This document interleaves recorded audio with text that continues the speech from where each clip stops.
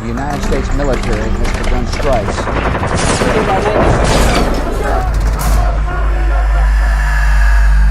Since its declaration of independence in 1776, the United States has been involved in warfare through most of its history.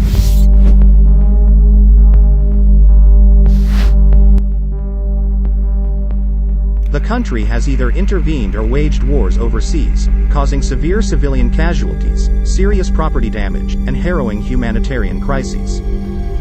But who has profiteered from America's war addiction? The hasty withdrawal of the U.S. military from war-torn Afghanistan in August this year has been widely seen as a failure in politics. However, the 20-year war is believed to be an extraordinary success for the U.S. military-industrial complex, such as private arm dealers, lobbyists, and Pentagon officials.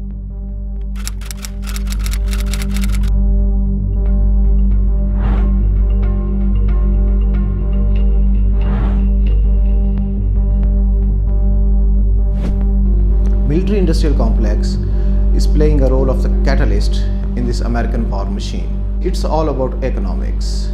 Military-industrial complex has commodified the defense. So in economics, if you create the incentive and profits for the production of something, the agents necessarily create the market for it. That's how the capitalist system works.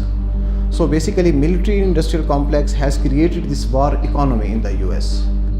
From Afghanistan to Syria to Iraq, an immense military establishment and a large arms industry emerged as a hidden hand in U.S. politics. If there is no enemy, the best thing is to create one.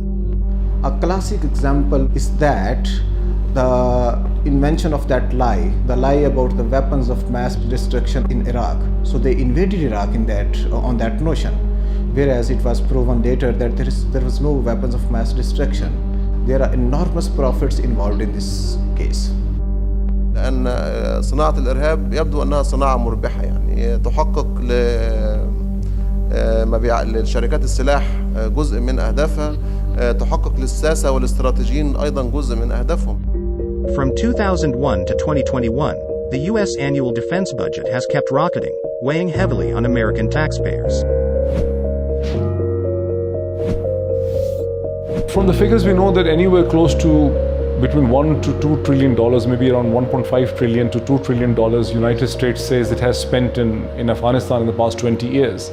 But we don't really know how much of it has actually gone genuinely into the developmental projects and how much of it has actually been siphoned by US companies and contractors that are working for defense and security related things. The AMIC, with its accumulated wealth and extensive influence, has gradually become an important part of U.S. politics. Analysts say, the American foreign and defense policy was not developed based on a rational long-term strategic vision, but rather, by the fierce collision of different interest groups. بلکه از دیدی آمریکایی‌ها تروریسم یک تعریف مشخص تا حال نداره. آمریکایی‌ها میگن هر کس منافع ما را به خطر بیاندازه تروریست است.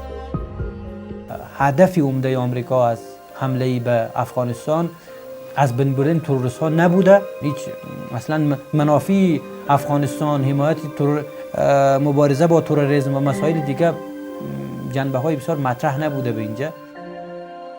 There was no ISIS both in Afghanistan or Iraq or Syria before the US invasion in these countries. It was created during the US was present in all these countries.